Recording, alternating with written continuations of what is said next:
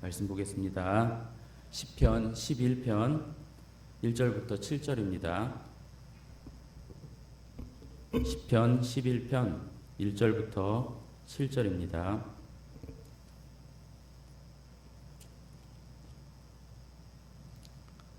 한 목소리로 같이 읽겠습니다. 내가 여호와께 피하였거늘 너희가 내 영혼에게 새같이 내 산으로 도망하라 함은 어찌함인가. 악인이 활을 당기고 화살을 시위에 먹이며 마음이 바른 자를 어두운 데서 쏘려 하는도다. 터가 무너지면 의인이 무엇을 하랴. 여호와께서는 그의 성전에 계시고 여호와의 보좌는 하늘에 있으며 그의 눈이 인생을 통촉하시고 그의 안목이 그들을 감찰하시도다.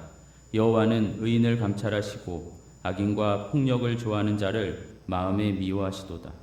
악인에게 그물을 던지시리니 불과 유황과 태우는 바람이 그들의 잔에 소득이 되리로다. 여호와는 의로우사 의로운 일을 좋아하시나니 정직한 자는 그의 얼굴을 배우리로다. 아멘.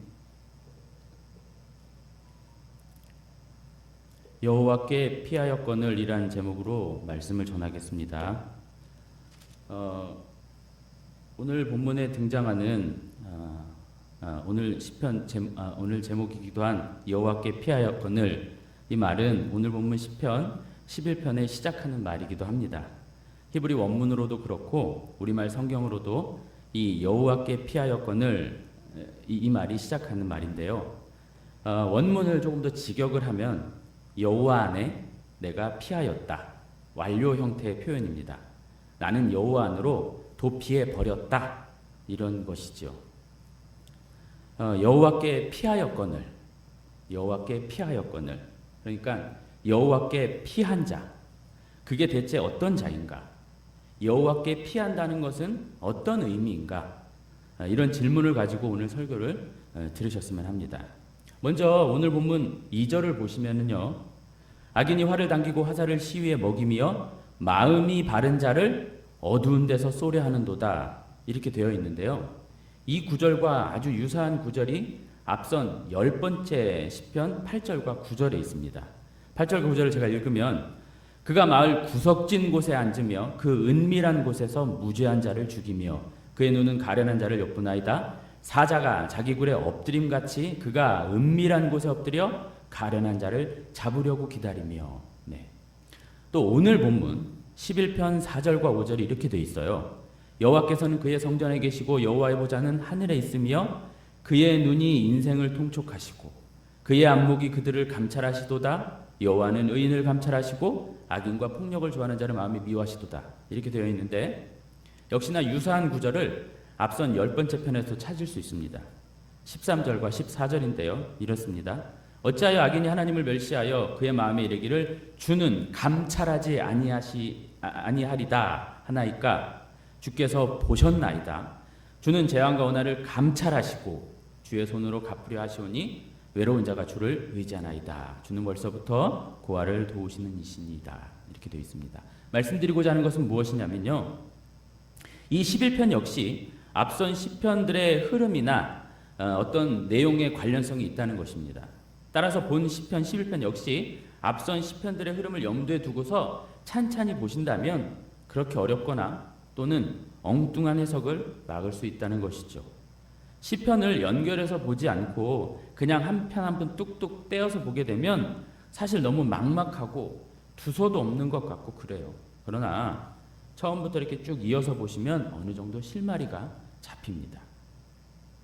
자, 앞선 시편 10번째 편은 어떤 내용이었냐면 악인들이, 악의 세력들이, 죄의 모습들이 판을 치는데 그것들이 한결같이 뭐라고 그러냐면 여호와께서 감찰하지 아니하신다, 하나님이 어디 있냐, 이런 말을 한다는 겁니다. 누구에게요? 하나님만 바라보며 말씀대로 살려는 그들에게요. 그들에게 그들을 해코지하고 짓밟으며 하나님이 대체 어디 있느냐, 이런다는 것이죠. 하나님을 믿고 사는 너희들보다 하나님을 생각하지 않으며 하나님 없이 사는 우리가 더 잘 살지 않느냐, 무슨 하나님 나라냐, 이런다는 것이에요. 이러면서 믿음을 가지고 사는 자들을 낙심하고 절망하게 한다, 이 말입니다. 그때 그런 공격을 받고 있는 신자의 대표격으로 다윗이 뭐라고 하냐면, 하나님이 없다고?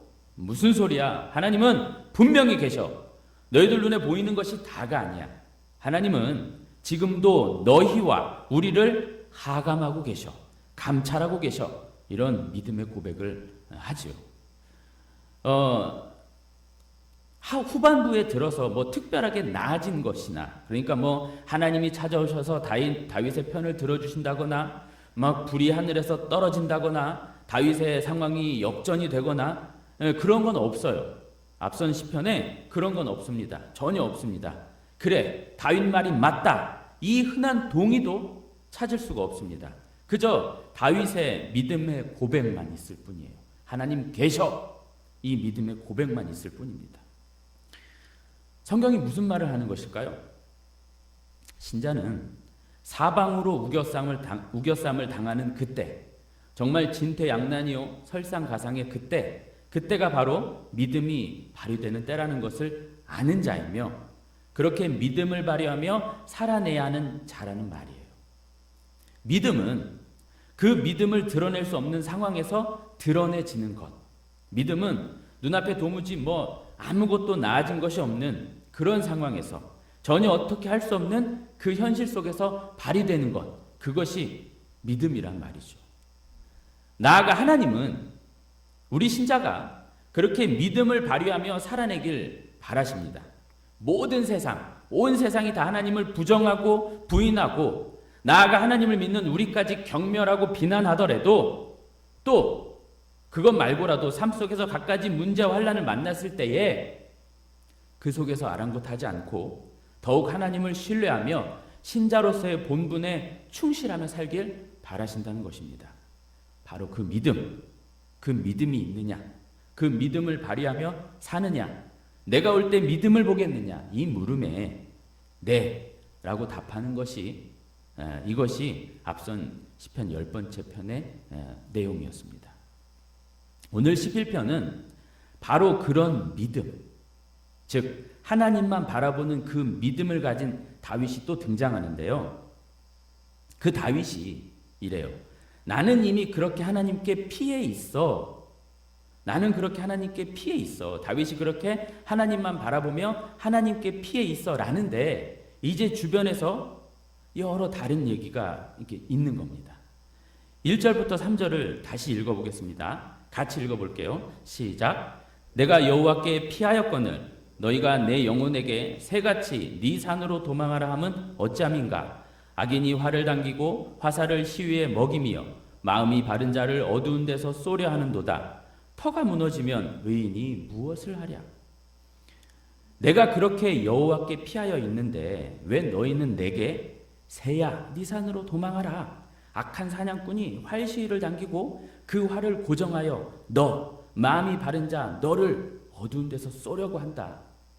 그렇게 터가, 어떤 기반이 버틸 만한 것이 무너진 상황에서 의인인들, 하나님만 바라보며 사는 그 의인인들 별 수 있겠니? 어서 도망가. 얼른 도망가.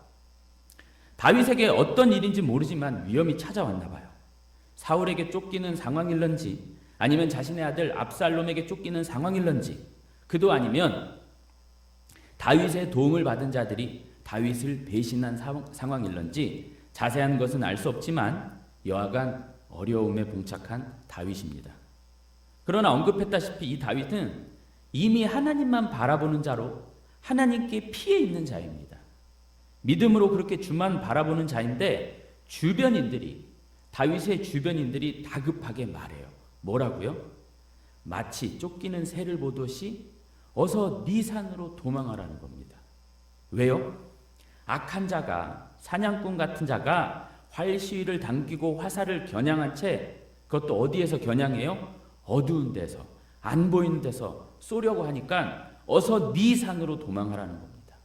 그러면서 터가 무너지면 의인이 무엇을 하랴 이랬는데, 다윗의 이 상황, 이 위기의 상황은 이미 삶의 어떤 기반, 버틸 만한 제도적 장치, 이런 것이 무너진 상황이라 이겁니다. 특별히 터와 의인을 이렇게 연결해서 이 문장 안에 넣어놨잖아요. 터와 의인을 연결해서 말하는 것을 보니까 의인이 버틸 만한 어떤 터인 거죠. 신앙을 가지고 살 만한 어떤 터라는 것이죠. 그런데 그런 것이 무너졌으니 얼른 도망가라 이겁니다. 이런 상황에서 의인이라도 별 수 없다 이겁니다. 어서 도망가 그래요. 그런데 어디로 도망가라 그래요? 네 산으로 도망가라고 그래요. 너의 산입니다. 본문에서 너의 산과 대조되는 것이 반대되는 것이 뭐예요? 너의 산과 대조되는 것은 여호와예요. 그러니까 여호와 말고 다른 살길, 다른 도움, 다른 피난처를 찾아 떠나라는 말이죠. 그런데 지금 이 말을 누가 하고 있냐면요. 다른 게 아니라 다윗의 측근이 그런 말을 하고 있는 겁니다. 다윗을 돕고 있는 자들이요. 다윗의 주변인들이 그런 말을 해요. 이 말, 1절부터 3절까지의 이 말을 우리에게 고스란히 가져와 보자면 이렇습니다.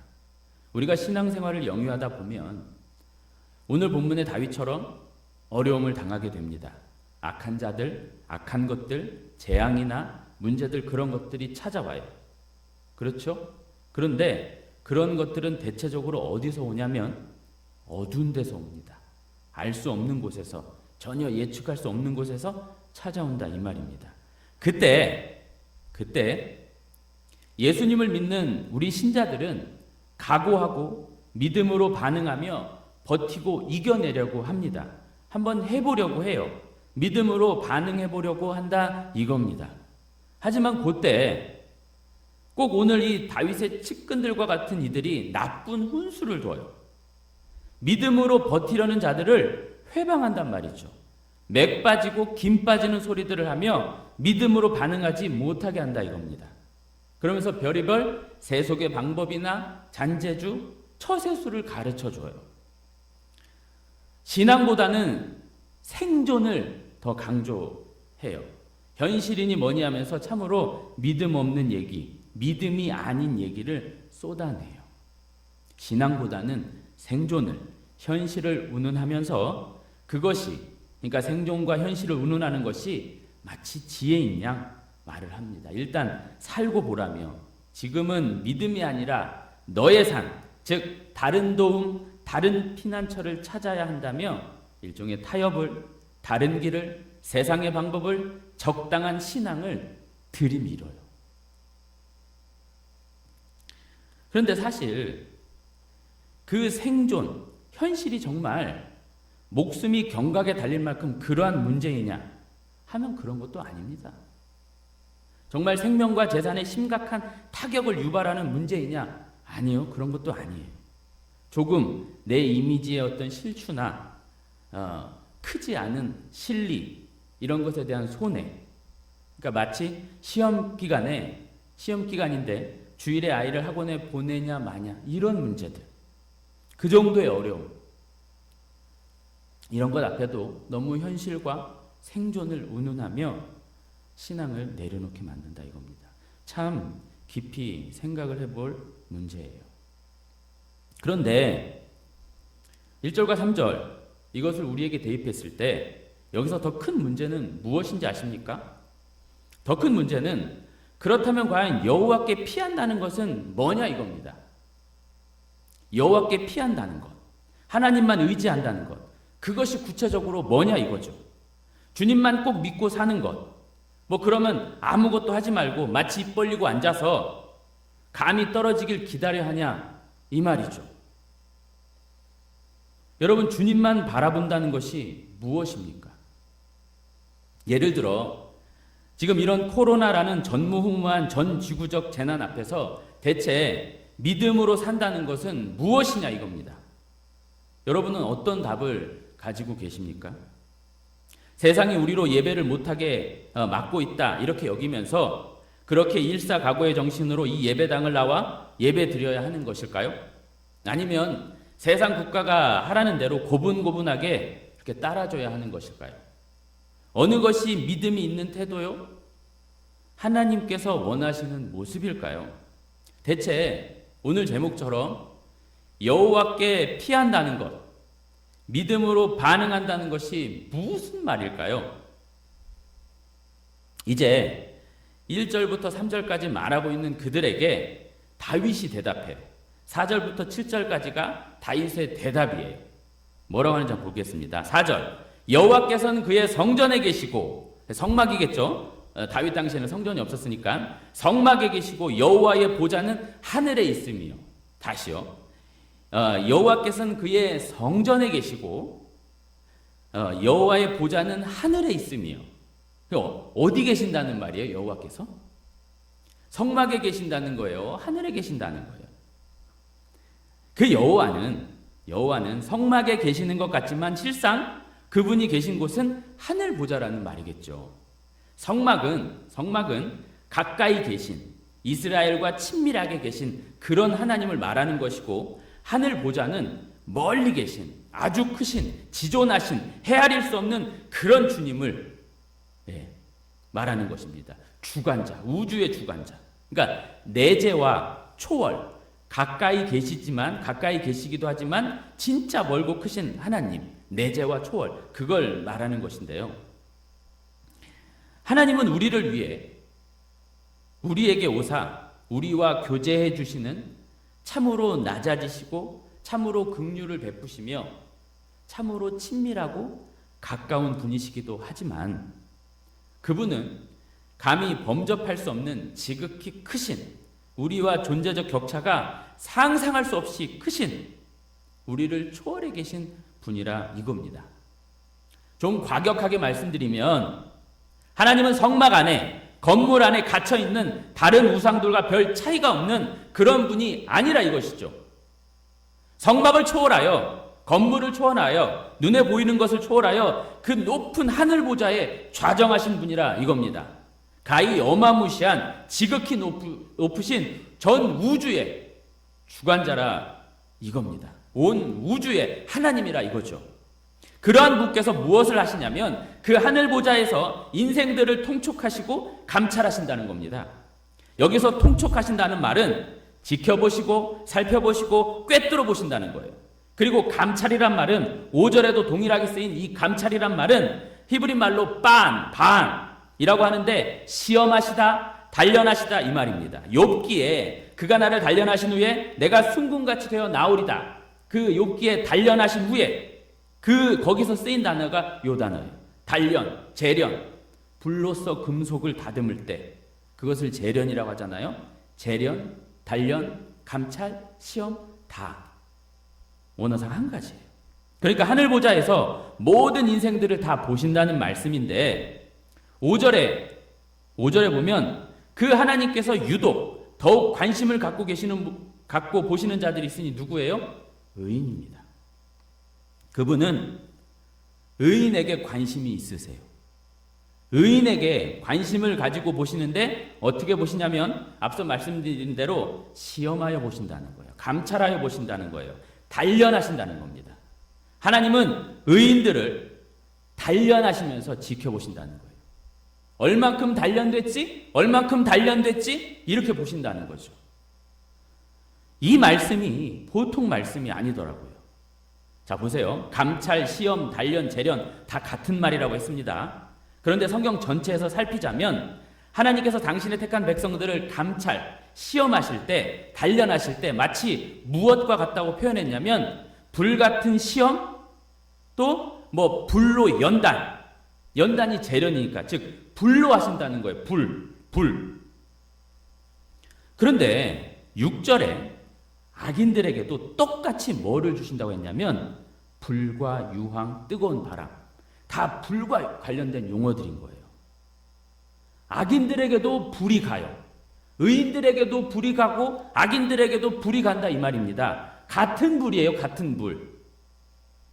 하나님은 모든 사람들을 다 동일하게 시험하시고 연단 단련해 보신다고 할 수 있는 것이죠. 그런데 어떤 이들, 그러니까 의인들은 그 불같은 시험, 불의 연단으로 더욱 의인답게 만들어 가시는 것이고, 어떤 이들, 악인들은 그 불이 계속 쌓인다는 것이에요.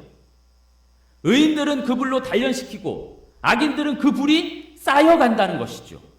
언젠가도 말씀드렸듯이 신자는 이 땅에서 이 불시험, 불연단으로 지옥의 백신, 지옥불 백신을 맞는 것이고, 신자가 아닌 자들은 나중에 한꺼번에 그 불, 그 지옥불을 맞이한다 이겁니다. 백신이라는 것이 그런 것이잖아요. 코로나 백신은 어디서 만들어요? 코로나에서 만드는 거예요. 지옥 백신은 어디서 와요? 지옥불에서 오는 겁니다. 작은 지옥불이 큰 지옥불의 백신이 된다는 거죠. 오늘 본문에서 에둘러 하나의 결론을 내자면 이 땅에서 불시험, 불연단을 많이 받아야 한다는 것입니다. 삶의 어려움, 삶의 문제, 자식 문제든 어떤 문제든 이런저런 문제, 고난, 억울함 그런 것들이 내 삶에 많이 있어도 된다 이겁니다. 물론 신자는 그것을 피해 가지도 못해요. 하나님께서 허락하신 것이기에 그 누구도 그 고난이라는 것을, 시험이라는 것을, 연단이라는 것을 피해 갈 수 없습니다. 따라서 우리에게 그것이 있다면, 그 시험이 있다면, 연단이 있다면 그건 감사의 거리가 될 수 있다는 말이죠. 왜냐하면 하나님이 나를 그야말로 연단하시기 위해, 내 믿음을 연단하시기 위해 주시는 것이기 때문에요. 그 연단 없으면, 그 작은 지옥불 백신이 없으면 안 된다는 거예요. 하나님의 방법은 그것이에요. 불로 연단하시는 방법이에요. 그렇게 재차 말씀드리지만 그런 시험, 연단, 그거 피하려 하시면 안 돼요. 우리는 그런 것들을 없이 해달라, 그런 것이 그냥 지나가게 해달라, 이런 식으로 기도하면서 평안, 형통 이런 단어를 써서 기도하는데, 평안이나 형통은 그런 것이 아닙니다. 평안과 형통은 무사태평이 절대 아닙니다. 평안과 형통이라는 것은 어떤 문제를 당면한 신자가 믿음을 발휘했더니 그 문제가 신자를 어쩌지 못한다는 거예요. 어쩌지 못할 때, 그 문제가 제 아무리 커도 신자의 믿음을 도무지 꺾어 놓을 수 없을 때, 그 문제 어려움 속에서도 믿음으로 넉넉히 이겨나는 그때, 그것을 형통이라고 해요. 그것을 형통이라고 하고 평안이라고 쓰는 겁니다. 문제와 어려움을 믿음으로 이겨내고 있는 그때, 견디어내고 있는 그때, 그게 형통이요 평안인 것입니다. 내 평생에 가는 길 순탄하여 늘 잔잔한 강 같든지 큰 풍파로 무섭고 어렵든지 나의 영혼은 늘 편하다, 늘 편하다. 뭐가 와도, 잔잔한 강이든지 파도치는 바다든지 뭐가 와도 그분이 나와 함께 하시니 내 영혼은 편하다, 안전하다. 이렇게 고백하며 버텨내고 있는 그때 그것을 형통이요 평안이라고 하는 것입니다. 창세기에서도 요셉이 형통했다라고 말하던 때를 보면 다 좋지 못한 상황이었어요. 그렇게 무사태평, 무사안일 그런 때가 아니었습니다. 매 어렵고 힘들고 그야말로 위태롭던 때였어요. 그런데 그때 형통했대요. 그게 무슨 뜻일까요? 우리 눈에 보기 형통하지 않았을 때인데 왜 형통했다고 그랬을까요? 그게 무슨 뜻이냐면 그 어려움이나 위기나 절망의 요소들이, 그 어려움이나 위기나 절망의 요소들이 요셉을, 하나님을 향한 요셉의 믿음을 꺾을 수 없었다라는 것이죠. 그 상황이, 환경이 요셉의 믿음을 꺾어 놓을 수 없었다 이거예요. 그걸 형통이요 평안이라고 하는 겁니다. 누구에게나 어려움이 있고, 그러니까 누구에게나 인생의 불이 찾아온다 이겁니다. 그런데 신자는 그 불이 단순히 어려움, 문제 그런 것이 아니고, 하나님이 나를 연단하시기 위해, 나를 단련하시기 위해, 나로 더 하나님을 알고 바라보고 교제하기 위해, 하나님의 사람으로 더욱 온전하게 하시기 위해 주시는 것이라 이렇게 여겨야 된다 이것이죠. 그것을 잘 알고 그렇기에 잘 받아서 넉넉히 감당하면 되는 것뿐입니다. 절대 그 불이라는 것이 하나님께서 허락하신 범위 이상으로, 연단 이상으로 신자를 어쩌지 못한다 이것입니다.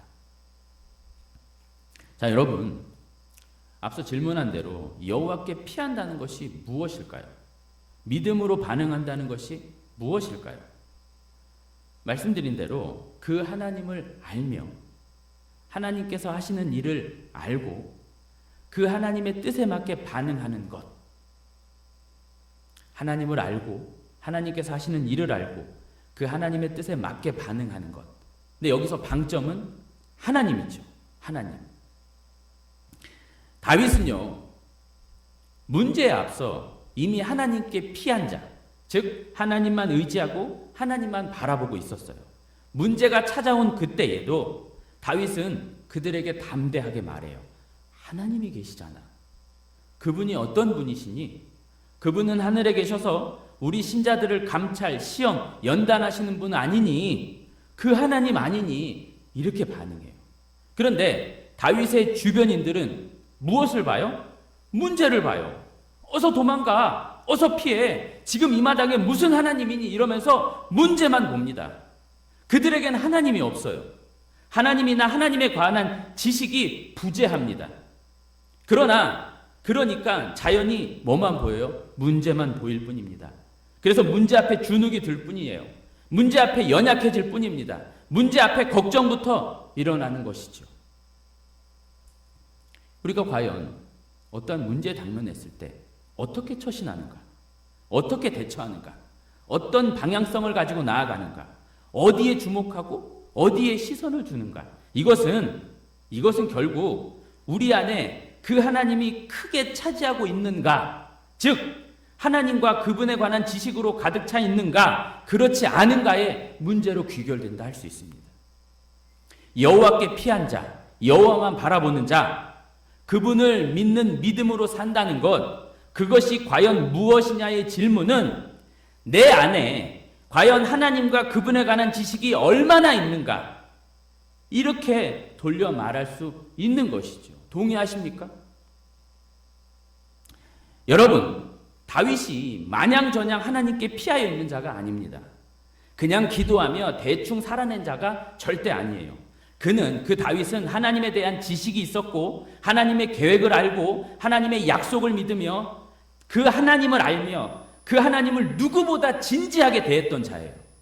누구보다 진지하게 대했던 자예요. 체면이건 자존심이건 버리고 그 하나님 앞에 정말 벌거벗은 채 섰던 자입니다.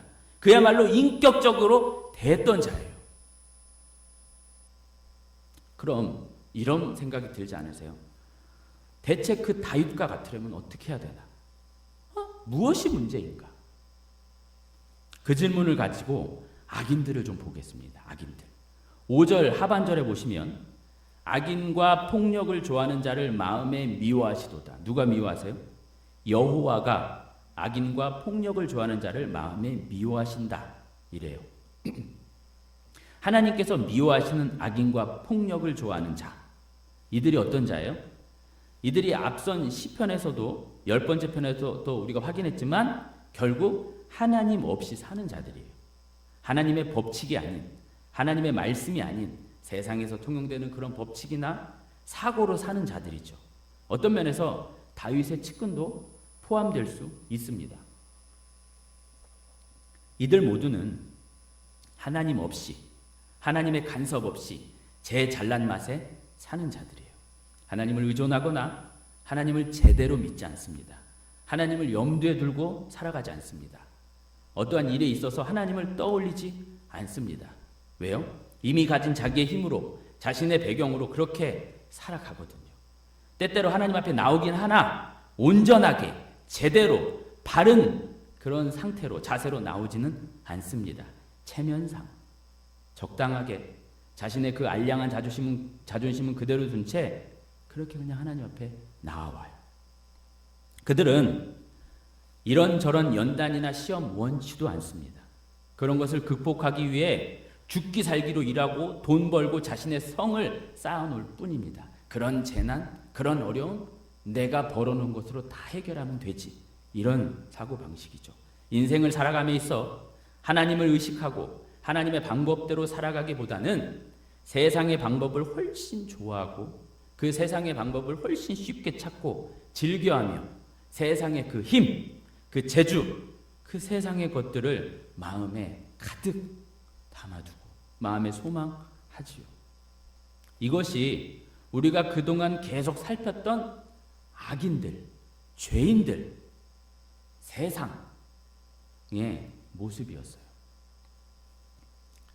그럼 조금 더 나아가서 이 악인이 대체 누굴까요?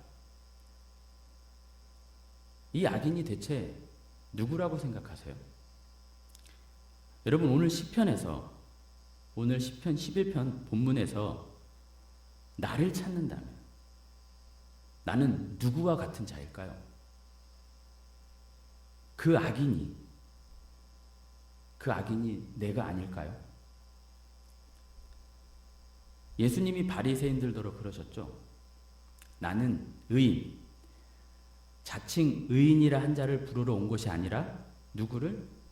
죄인을 불러 회개시키러 왔다. 우리가 본문 속에서, 오늘 11편 본문 속에서 우리 마음대로 우리를 의인 반열에 두고 저 악인들은 들으라 하며 칼을 휘두르면 안 될 겁니다. 성경에 비친 우리는 언제나 악인이고 죄인으로 규정되어야 돼요. 성경에 비친 우리는 언제나 죄인이어야 합니다. 왜냐하면 그래야 무엇이 덮이기 때문에요? 그 죄인에게 무엇이 덮여요? 예수님의 의가 덮이고 예수님의 십자가의 피가 덮이기 때문입니다. 우리는 죄인이고 악인입니다.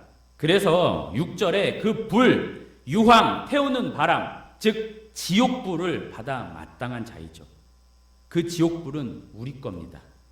우리가 받아야 되는 거예요. 우리가 삶 속에서 실존적으로 경험하지 않습니까? 예수님을 믿고 있지만 정말 부끄럽기 그지없지 않아요? 날마다 나의 죄인됨이 들추어지는 것을 볼 때마다 아주 진절머리가 나지 않습니까? 그렇기에 그 지옥불은 정말 내가 맞아야 할 불, 맞다고 인정되지 않습니까? 하지만 그 지옥불을 나 대신 누가 이미 받아버리셨어요. 그분이 나 대신 지옥을 살아버리셨고 다 겪어내셨어요. 우리가 받아야 할 그 지옥불을 다 받아내셨죠. 예수님께서. 예수님이 지금 어디 계시죠, 여러분? 오늘 본문에서 그 예수님을 우리가 찾을 수 있을까요? 오늘 본문에서 예수님은 어디 계실까요? 예수님은 잘 아시다시피 지금 우리 안에 계시고 또 어디 계시냐면 하늘에 오르사 전능하신 하나님 우편에 앉아 계신다는 거죠. 하나님 우편에 계십니다. 4절에 여호와 보좌 옆에 계신다는 거죠. 그 옆에 계셔서 뭐하고 계세요? 우리를 변호하시고 우리를 지키시고 우리를 위해 지금도 기도하고 계시죠. 그러니까 저 하늘 보좌 옆에서 자꾸만 믿음 없이 그 악한 자들처럼 사는 우리들의 그 지옥 걸음을 그분이, 그 예수님께서 오늘도 막아주고 계시는 것입니다.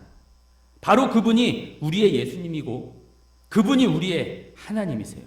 하나님 우리를 그렇게 사랑하셨습니다. 그리고 지금도 동일하게 우리를 잡아주시고 우리를 붙들어주시고 죄인되고 악인된 모습에서 늘 건져내 주신다는 거죠. 그렇게 사랑하시며 바라보시며 지켜보십니다. 자꾸만 믿음 없이 악한 자들처럼 사는 우리들 그 지옥 걸음을 막아주신다 이거죠. 우리는 악인이요 죄인이 맞지만 이러한 사랑과 은혜를 받아버린 죄인이라 이겁니다. 루터가 말한 것처럼 죄인이자 의인인 것이죠. 은혜 받은 죄인 곧 의인이라 할 수 있습니다. 의인입니다. 여러분, 여호와 하나님께서 진짜 미워하시는 일은 다른 이가 아닙니다. 무작정 악한 자들? 아니요.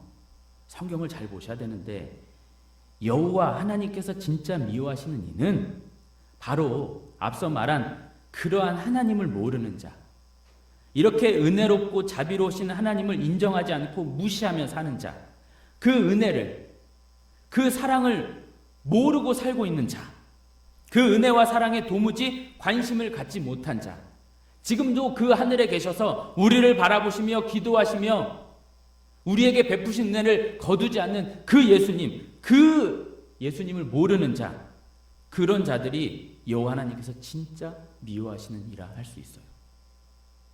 그걸 모르고 여전히 세상의 방법대로 하나님을 등지고 그렇게 살아가는 자, 그 은혜를, 그 하나님의 사랑을 헛되이 하는 자, 그들을 하나님께서 진짜 미워하신다는 거죠. 그럼 왜 그럴까요? 왜 그럴까요? 그들은 그것을 받아본 일이 없으니까 그렇습니다. 그 사랑을, 그 은혜를 받아봤어야 알지요.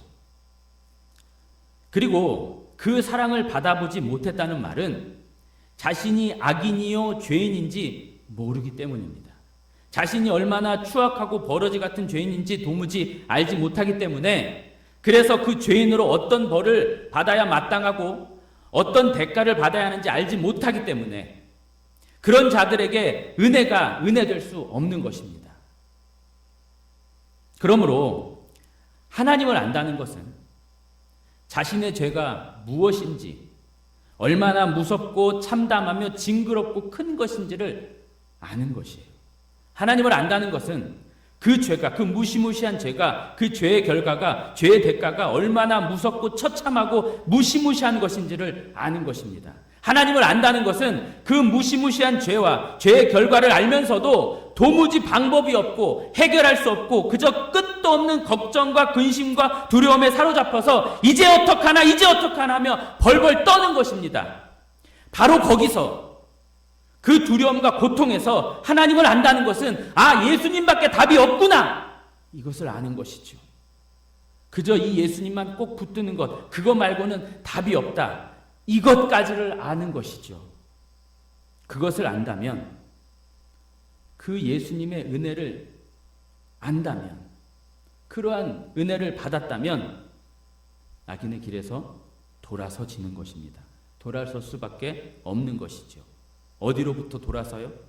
악인의 길, 죄로부터, 악으로부터, 하나님께서 미워하시는 그것으로부터 돌아서는 것입니다. 그리고 좀 더 주님을 향해 나아가는 것이죠. 보다 적극적으로 나아가는 것입니다. 보다 더 말씀대로, 말씀이 요구하는 대로 그렇게 살고 싶어지는 것입니다. 왜요?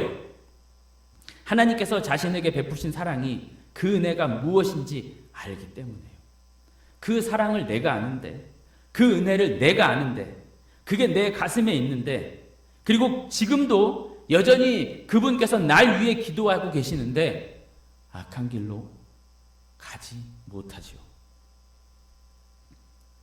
여러분, 우리가 뭐가 잘못되었을까요?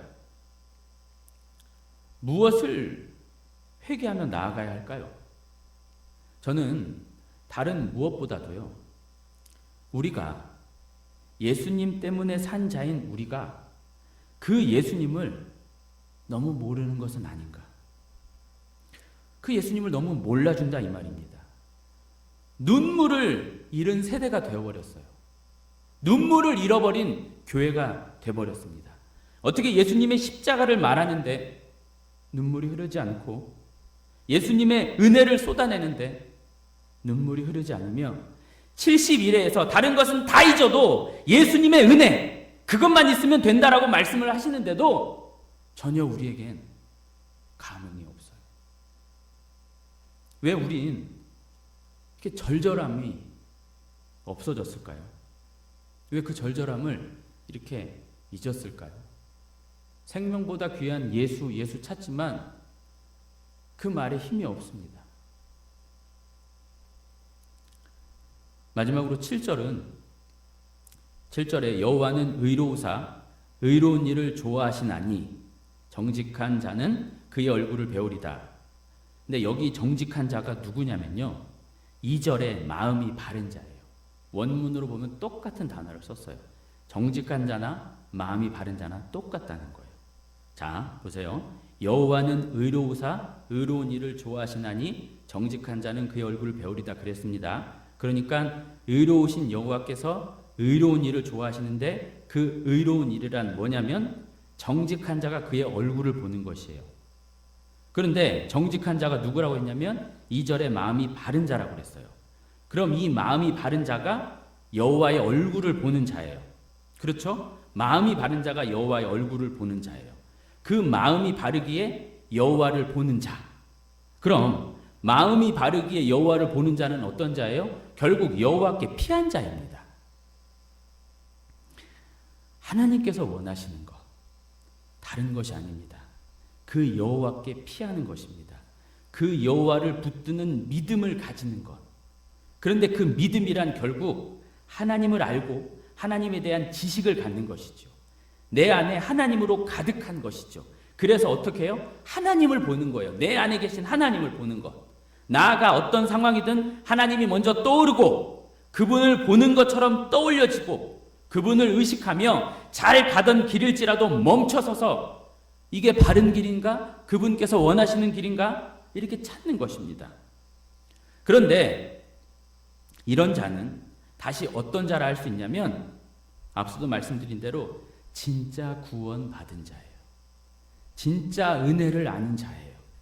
진짜 죄를 알고 그 죄의 무시무시함을 알고 아니 내가 그 진짜 죄인 맞습니다. 나는 도무지 예수님의 은혜가 없으면 안 되는 자임을 알고 그 주님의 옷자락이라도 꼭 붙드는 자, 그런 절절함이 있는 자라는 것이죠.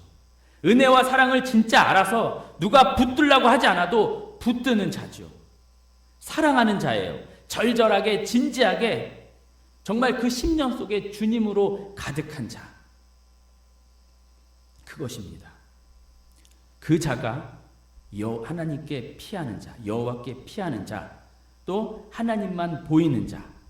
그것이 또 정직한 자요, 마음이 바른 자입니다. 신약의 표현대로 하면 마음이 청결한 자, 마음이 순결한 자. 순결, 다른 것이 없고 하나님만 가득한 자라 이것이죠. 여러분은 바로 그렇게 여호와를 알고 여호와께 피하는 자입니까? 여러분은 그렇게 여호와께 피하는 자가 되시겠습니까? 이제 코로나 얘기를 좀 잠깐 해볼까 합니다. 여러분은 방금 여호와께 피한 자라 하셨어요. 돌려 말하면 여호와께 피한 자라는 것은 그 안에 이미 여호와로 가득한 자, 맞죠? 그리고 마치 여호와의 얼굴을 보는 자, 그렇죠? 그 안에 여호와가 없는데 무슨 하나님의 얼굴이며 여호와의 얼굴을 보겠습니까? 이미 여호와가 그 안에 충만히 있는 자는 날마다 그 하나님의 얼굴, 영광을 보며 사는 자입니다. 그런 자를 바울이 뭐라고 했냐면 그가 성전이 되는 것이다 그랬어요. 바울이 그랬잖아요. 너희가 성전인 것과 하나님의 성령이 너희 안에 거하는 것을 알지 못하느냐 그랬죠. 그러니까 우리가 곧 교회고 우리가 곧 성전이고 그 말은 우리가 곧 하나님을 모신 자들이에요. 핵심은 포인트는 우리 안에 누가 계세요? 주님이 계세요. 주님이 계신다고 우리 안에. 내 신앙을 꼭 이렇게 교회에서 찾으려 하지 않아도 된다 이겁니다. 교회 문이 닫히고 모이지 못하고 예배가 무너지는 상황 속에서도 그분이 내 안에 계시고 내가 그 여호와로 충만하여 여호와께 피해 있다면 50년 된 교회라면서요. 50년 동안 지켜주시고 보살펴주신 그 주님이 우리 안에 계시지 않습니까? 교회로 모일 수 없었던 초대교회, 그 피비린내 나는 그때는 어떻게 했었을까요? 그때의 상황이 이보다 더하면 더했지 못하진 않았을 겁니다. 어떤 면에서 그들이 보기에 지금 우리는 어리광을 피우는 것이 아닐런지 몰라요. 교회에서의 모임을 막는다면 온라인에서 더욱 뜨겁게, 더욱 열심히 그렇게 모이면 그만입니다. 중요한 것은 그분을 향한 나의 마음이죠. 내가 진짜 그 여호와께 피해 있는 자인가? 내 마음이 진정 그분으로 가득 차 있는가? 내가 성전이라고 그랬는데 내가 정말 성전이 맞는가?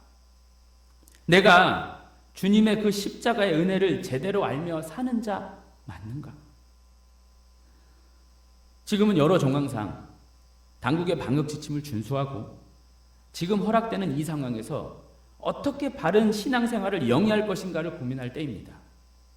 단순히 교회에서 모이냐 마냐를 고민할 때가 아니라 꼭 그렇게 왜곡되고 잘못된 주일 중심의 신앙, 건물 교회 중심의 신앙, 거기서는 좀 나와야 될 것입니다. 주일만 주님의 날일까요? 교회만 주님이 계십니까? 절대 그렇지 않습니다. 주일보다 더 오랜 시간은 주일 전 6일입니다.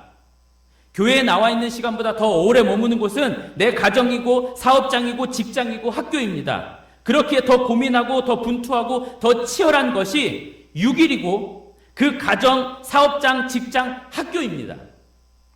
그 시간에 그곳에서 내가 과연 여호와께 피한 자, 여호와로 가득한 자, 그 여호와만 바라는 자로 살아가고 있는가? 어떻게 더 그런 자처럼 살아갈 수 있는가? 더 진지하고 진중하게 그렇게 믿음으로 살아낼 수 있는가? 이것을 고민해야 하겠습니다. 진짜 고민해야 됩니다. 주일날 예배 하나로 나의 신앙을 확인하고 그것으로 안주하려는 행태는 정말 벗어버려야 돼요. 주일날 예배 하나로 나의 신앙이 다 되었다? 절대 그렇지 않습니다. 그런 행태는 벗어버리고 더욱 치밀하고 정교한 고민이 신앙의 폭넓은 이해가 우리 안에 있어야 하겠습니다. 이것이 진짜 여호와께 피한 자, 여호와로 충만한 자인 것입니다. 말씀을 생각하시면서 찬송, 내 평생에